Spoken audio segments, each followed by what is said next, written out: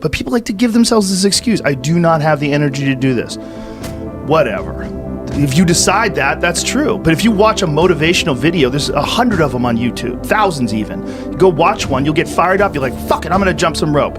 You jump some rope, you do something. Just do some push-ups, do something, do some body weight squats. You'll feel better. People who exercise, generally, you have to put in a little bit of effort to make yourself go exercise. But a lot of people who are overweight and sick don't have enough energy to do that. I don't know about that. Some of them maybe, but I think some of them just don't have discipline. There's an issue with that as well.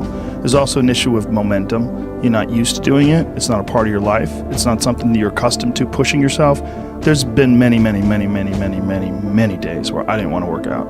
I just didn't feel like I had the energy, and I just forced myself. And I think there's very few people out there that know how to force themselves. That's a learned, that's a learned skill. It's that kind of discipline and focus. You have to have like real rigid requirements of yourself where you don't allow yourself to back out of things and you don't allow yourself to slack off. And I don't think people put those kind of requirements on themselves as if it's it is a daily principle of life, like what you must get done. You know, you must brush your teeth, you must exercise for 45 minutes. And if you did that, I think you'd be healthier and happier, and your body would perform more smoothly. And if you require your body to do things like that, I think it rises to the occasion. There are very few people that have that kind of discipline. So because of that, they come up with excuses. And excuses are a giant part of the problem. It's not simply a physical health issue. There's also mental aspects of it, and discipline's a big one. I just know way too many people who are weak mentally. And I can't just chalk it off to only, you know, their physical, the way they physically feel, because I felt like shit 100 times, and then I worked out, and then I felt way better. Yeah. It's just a fact of life. That's real. You know, you just gotta. And people don't know how to do that. And it's not. And if you're used to doing this, get in your car, sit down, drive to the office, sit down, go to the lunch, sit down. You know, go to the board meeting, sit down. Get in your car on the way home, sit down. Get home in front of the TV, sit down. Then go to the gym, fuck off.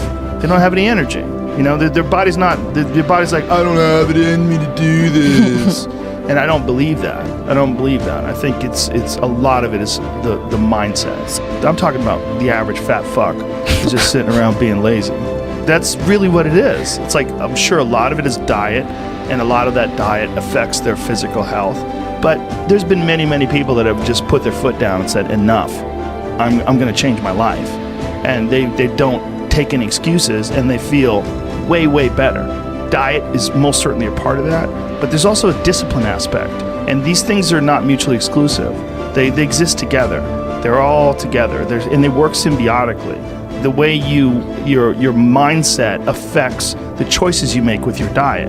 And the mindset also affects the choices you make in terms of like whether or not you require yourself to exercise. And I think these are critical aspects that people like to gloss over, or they like to make excuses about. And they get very angry if you don't accept those excuses. And that's a sign that they're trying to enforce this standard and this idea and push it on you and give themselves an excuse. It's one of the reasons why they get angry. It's one thing if someone has a legit physical issue like you do, but there's a lot of people who do not. They just have poor diet choices, they have a sedentary lifestyle, and they have the momentum of this sedentary lifestyle that's holding them back. They're accustomed to being lazy. Okay. I kind of agree. I just, from like my perspective, I've seen my dad, and he was very like, you can see from the videos from 2014 before he started going low carb and everything, he was carrying about 50 extra pounds. Right. And he didn't exercise. And he didn't have enough energy to exercise. That's not true. But it didn't look like that. That's not true. He just didn't do it. No, I don't believe that. When you say he didn't have enough energy to exercise, did he walk around? Well, yeah, but you can drag yourself through things. And you can drag yourself through an exercise routine. You can. Well, you most certainly can. You most certainly can. You don't have to do a lot. You just have to do something. You walk up hills. You jump a little rope. You take a little tiny kettlebell. You do a couple cleans and presses. You do a few push-ups. You do a few sit-ups. You get your blood pumping. You're moving. You're alive. You're exercising. To say you don't have enough energy to exercise, that's crazy. Can you walk to the refrigerator?